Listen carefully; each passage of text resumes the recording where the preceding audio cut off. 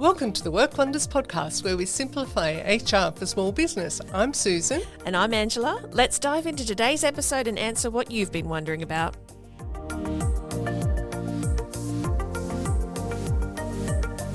Today's episode is all about the Great Resignation.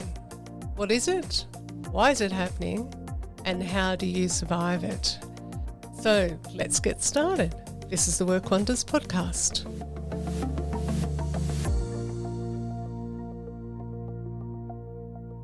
So, Susan, the Great Resignation, that's a buzzword that we've been hearing for a little while now. We've had a lot of questions about it, but each of it has... And we've seen it over in the US and the UK, but it has started to come into Australia. Would you agree? Oh, yes. In fact, there's been quite a lot of data coming out on that lately. And the Institute of Public Accountants did a survey and found out that 64% of Australian businesses are finding that skill shortages are impacting their productivity. Wow, 64%. So that's Yes. a lot of people having trouble finding Well, yeah, talent. 2/3. Yeah. Mm. Well, to me, the Great Resignation, look, it's a lot of things, but I guess people might be deciding, to change their career, or everyone's taken stock, haven't they, wouldn't you agree, through COVID? Definitely, including business owners probably. Yeah. So I think there's lots of examples I can think of where I've heard of people wanting to change career. For example, someone that used to work in retail or maybe even hospitality, and we all know that particular industry had a lot of upheaval during lockdowns, and that affected a lot of people. Other than that, people are really taking stock of what's important in their life and making decisions upon that, maybe even changing career. Mm-hmm. I saw in the news, well, we're relatively recently, someone even famous like Emma Wiggle. Oh, yes. She had that sort of epiphany, where she thought about her career and what she was doing and made that big change because of what had happened during lockdown. So that's definitely happening for people. It's probably quite a bit of that in the entertainment industry. Yeah, that's another one that's had Also, people are trying out their own business. Yeah. I think there's a real rise of startups, And I think there's the whole, there's been a lot more publicity around insecure work and people realising just what that means, if you're working in a shop but it can't open because of lockdown, or even the fact that I imagine for some people it makes them anxious to work in a situation where they're exposed to the public and getting, more chance of infection at the moment. So there's so many reasons why people would go, I think I might do something else. But of course the one that we hear about all the time is working from home. So people liking that flexibility. Yeah, and even we were reflecting how we've not seen this before, that we've had this real discussion around working from home being the norm. That's right. Rather than the exception. Whether if we were recording this podcast 3 years ago, we'd be talking about why can't employers be more flexible? You're right. But I think, it hasn't just been a sort of, short-term thing. 2.5 years even for some employers, they've had their staff working from home, and that's become a real habit for people. They've lived that. They've really understood how that can impact their life and other sort of aspects. So I think some people are wanting that to continue. Yeah, well, definitely. I mean, another study I saw said that 53% of SMEs are concerned about retaining their staff over the next 12 months. And a part of that is that staff aren't satisfied when they're told that they need to come back. In fact, 2/3 of employers want everyone back in the office. Yeah, right. So there's a bit of a mismatch there. Yeah, whereas 90% of employees are going, well, I quite like this flexibility. 90%, wow. Yeah, so I can put in hours after the kids go to bed. I can be around for school pickup, things like that. So and that's a really different landscape, isn't it? The traditional so 9 different. to 5 is kind of gone out the window. Yeah. There's not every industry is like that, or not every job. 50% of jobs can work from home, But you only have to travel on a train in a big city to see how fewer? There's a lot less people on commuting during peak hours these days is what I'm trying to say, Yeah, so I can think of, it might not just be the obvious one like people wanting to not commute. Maybe people are in a family that don't have 2 cars and it's really convenient to not have to drive anywhere. Maybe it's more about the flexibility of being able to just be there for school drop-off and pick up and that sort of thing, or go to appointments or care for someone or studying or fitting in other things. So there's a lot of reasons why it's happening. We've brainstormed some things that you should do about it. Well, I think the first massive one we'll talk about, and it's a term we're familiar with, EVP, or Employee Value Proposition. Nice big term, but basically what it means is how you represent yourself as an employer in the big wide world, basically. And, how attractive are you? Yeah. How do you treat your current staff? How do you recruit? What sort of ways do you do that?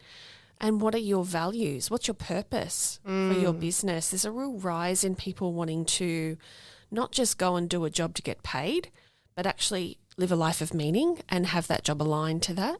Yeah, I think so. I think if you've been isolated or you've been locked down, it would cause you to reflect on what you're actually doing day to day in your job. And is that what you wanted to be doing, and is that a contribution that you can make? Yeah, it is important for organisations to be clear about what their values and their purpose are and to represent that to potential employees. Yeah, and not just when you're recruiting, but all the time. Yeah.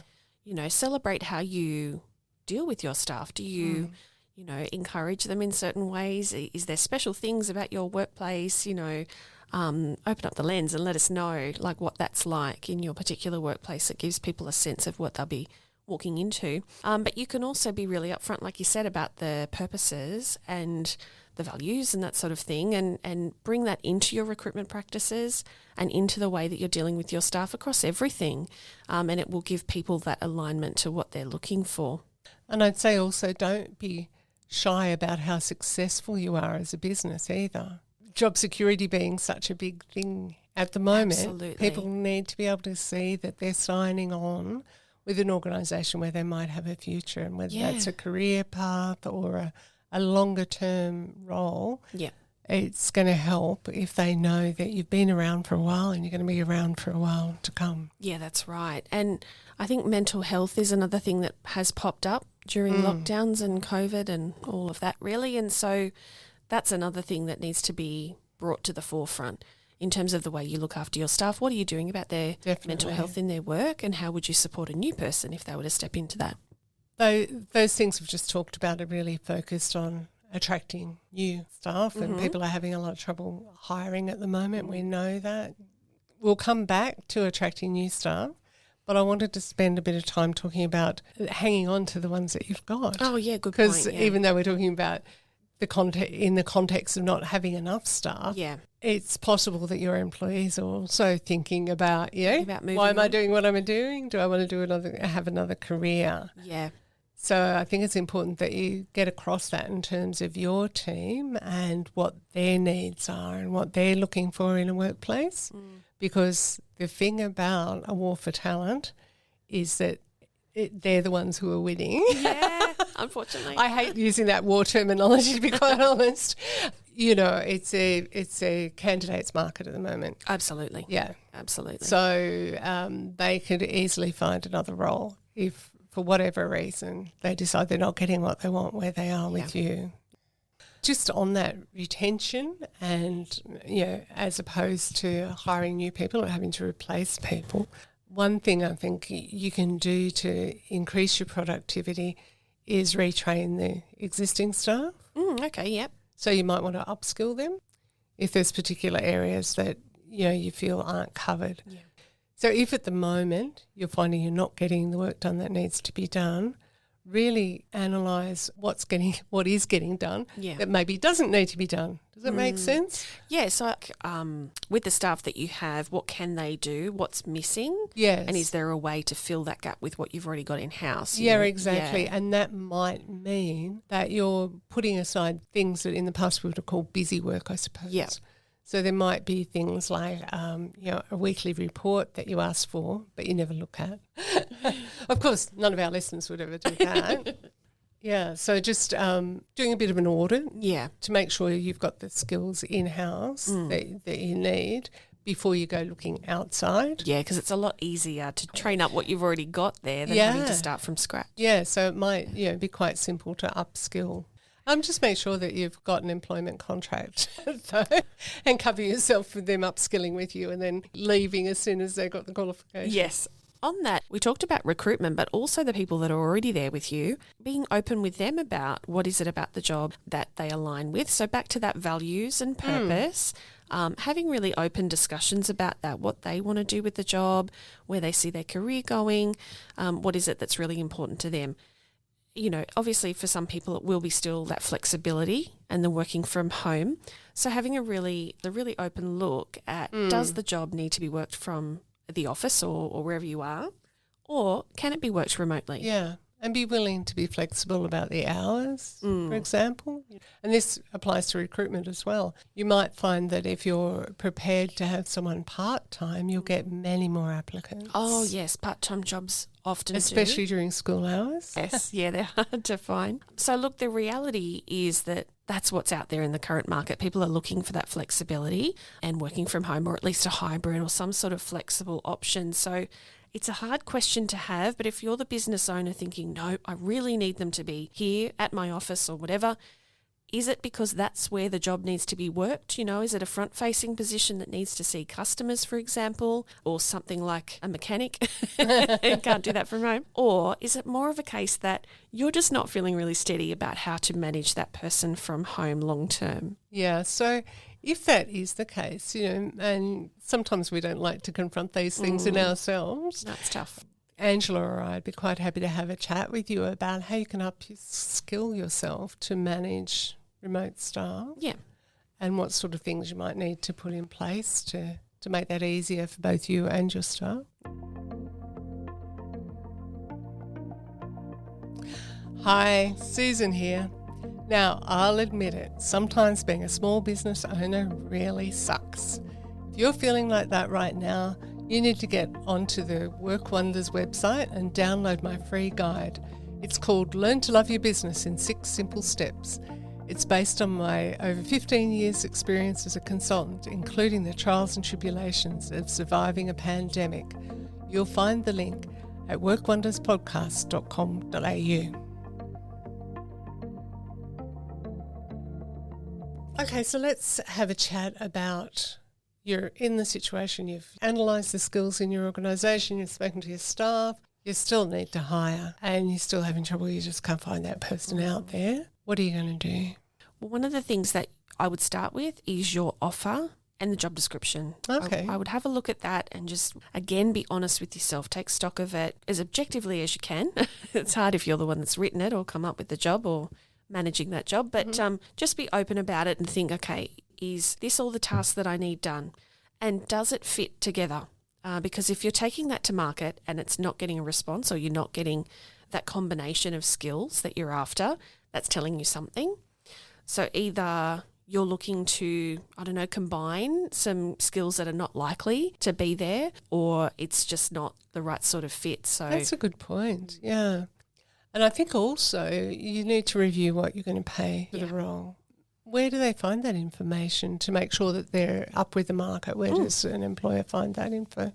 Well, most positions would be covered by an award. So the first port of call would be Fair Work Ombudsman. Yeah. They've got a great tool. I think we've spoken about that in previous episodes, but we can pop a link in the show notes for this too. But that would be a great place to start to understand what award, what classification, and go from there. Mm-hmm. That's the absolute minimum you have to offer. Yeah. But you do have flexibility to go higher if you can afford that.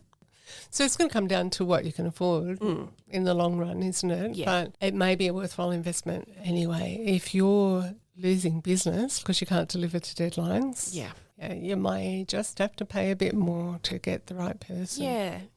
I have had examples where candidates might have multiple positions or multiple offers that they have on the table at one particular time. So I've heard of people wanting to use things like a financial sign-on bonus, you know, like a one-time payment for them starting, or it might be more a case of someone referring them to the job. So if you're putting words out to people like your networks or even your existing employees, and encouraging them to put someone forward. If that happens and it's all successful, someone gets a bonus for that, you know, a bit of a reward. So when do we decide if it's successful after the probation's finished?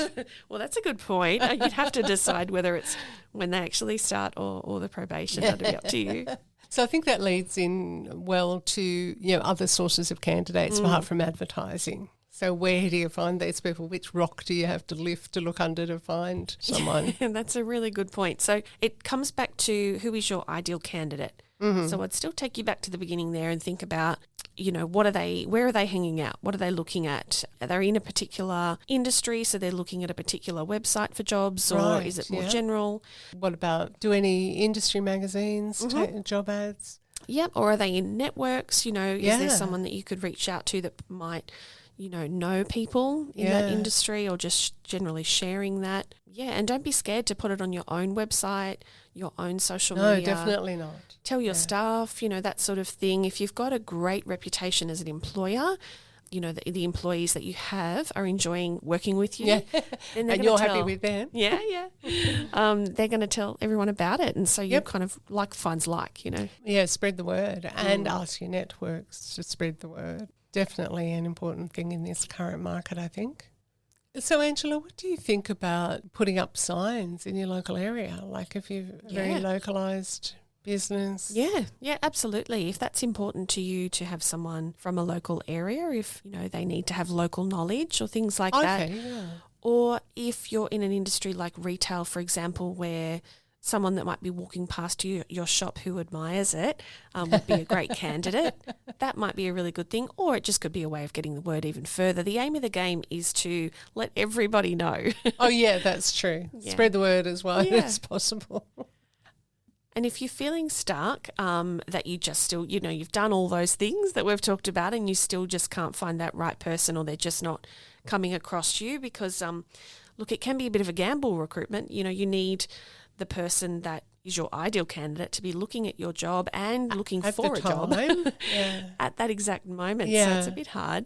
But there are other alternatives. So if it's not an employee, you could think of something like a contractor or freelancer, like outsourcing that work. Yeah, and that might even be someone overseas. Could be, yeah. Could take a different type of management, but it might be worth it in the long run. Yeah, if it's someone good who's got the skills that you can't find here.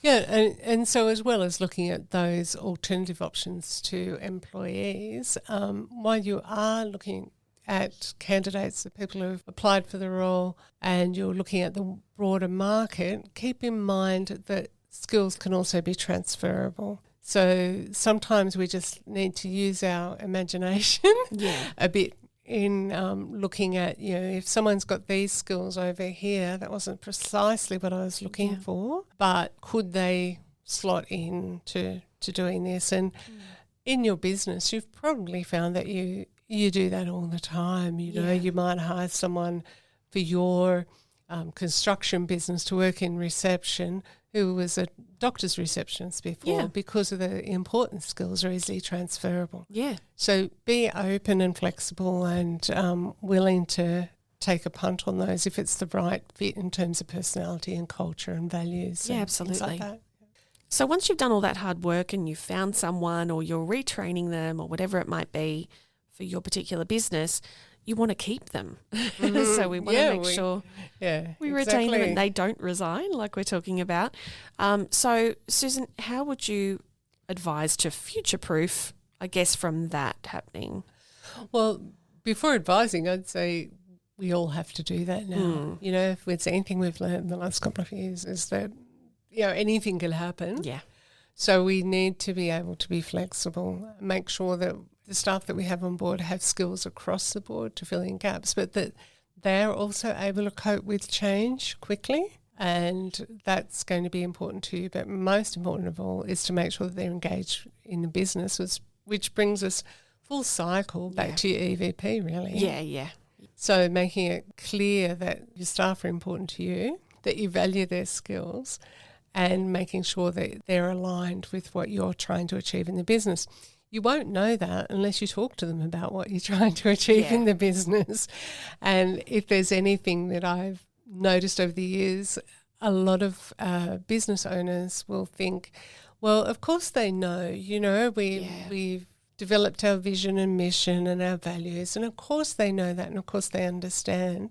But I really think you can't over-communicate that stuff. Yeah. And it has to be lived as well. You have to be seen to be living that. Yeah. And if anything, COVID's taught us it's a great equaliser, hasn't it been? Oh, yeah. We're all human. And so I think taking away what might be scary about having those discussions and just being open and honest and human with people about that. It's always appreciated. And that's also better for everybody's mental health, I think. We hope you got some helpful takeaways from today's episode where we talked about the Great Resignation, what it is and what you can do about it. What stood out for you today that you might implement in your own business? Perhaps it was the EVP, the employee value proposition, thinking about how you talk about your values and purpose and how you treat your employees. Maybe it's engagement strategies and how you retain great staff in your business, flexible opportunities to continue working from home, or perhaps thinking outside the square and retraining your current staff. You can find the show notes for today's episode over on our website.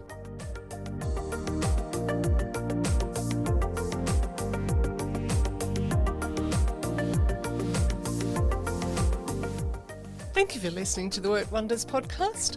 Hit subscribe now so you never miss an episode. And if you enjoyed today's, why not tell your friend and maybe even leave us a review? So what have you been wondering about? You can pop onto our website, workwonderspodcast.com.au, and let us know. We'll talk to you again soon.